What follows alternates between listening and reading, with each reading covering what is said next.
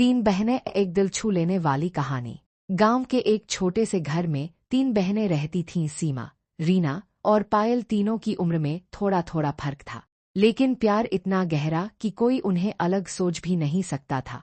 उनके माता पिता अब इस दुनिया में नहीं थे और तीनों बहनों का सहारा बस एक दूसरे का साथ था। पहला भाग, जिम्मेदारी का बोझ है।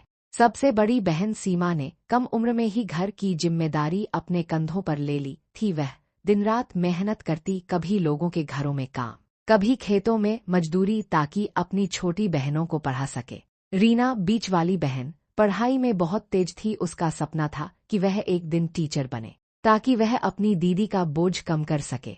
पायल, सबसे छोटी, अभी स्कूल में थी। वह मासूम थी, लेकिन अपनी बहनों की मेहनत देखकर अक्सर चुप हो जाती। रात को जब तीनों साथ बैठती तो सीमा हमेशा मुस्कुराकर कहती, बस तुम दोनों पढ़ाई करो, एक दिन सब ठीक हो जाएगा।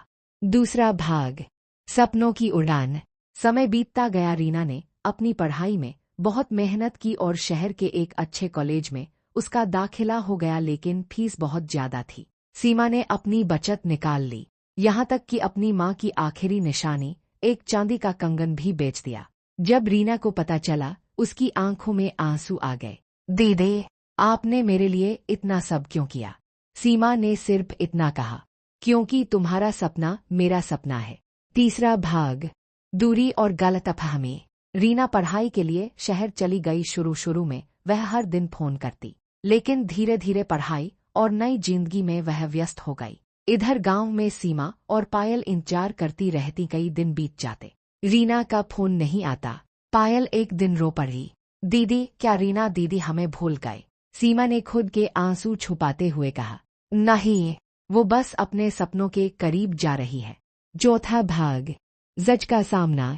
एक दिन अचानक गांव में खबर आई कि सीमा बहुत बीमार है। पायल ने तुरंत रीना को फोन किया। रीना यह सुनते ही सब छोड़कर गांव भागी। जब वह घर पहुंची तो देखा सीमा बिस्तर पर कमजोर पड़ी है, लेकिन फिर भी मुस्कुरा रही है। रीना फूट फूट कर रोने लगी, दीदी, मुझे माफ कर दो, मैं आपके लिए कुछ नहीं कर पाई। सीमा ने उसका हाथ पकड़ा, तुमने सब किया है, तुम्हारी मेहनत ही मेरी सबसे बड़ी खुशी है। पांचवां भाग, एक नया सवेरा। रीना ने अपनी पढ़ाई पूरी की और टीचर बन गई। उसने सबसे पहले अपनी बहनों के लिए एक अच्छा घर लिया। पायल भी अब बड़ी हो चुकी थी और उसने भी पढ़ाई पूरी कर ली। तीनों बहनें फिर से एक साथ थीं, लेकिन इस बार हालात बेहतर थे।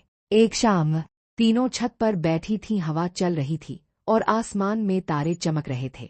रीना बोली, अगर दीदी ने उस दिन मेरा साथ नहीं दिया होता तो मैं आज यहाँ नहीं होती। पायल ने मुस्कुराकर कहा, हम तीनों साथ हैं, यही हमारी सबसे बड़ी ताकत है।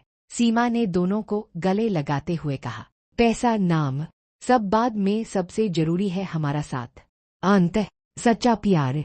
तीनों बहनों ने जिंदगी की हर मुश्किल को मिलकर पार किया। उन्होंने सीखा कि रिश्तों की असली ताकत प्यार और त्याग में होती है। और उस छोटे से घर में जहां कभी सिर्फ संघर्ष था, अब खुशियां बसने लगी। सीखा, दाईं ओर इशारा करती तर्जनी, सच्चा परिवार वही होता है जो मुश्किल समय में साथ खड़ा रहे। दाईं ओर इशारा करती तर्जनी, त्याग और प्यार से ही सपनों को सच किया जा सकता है।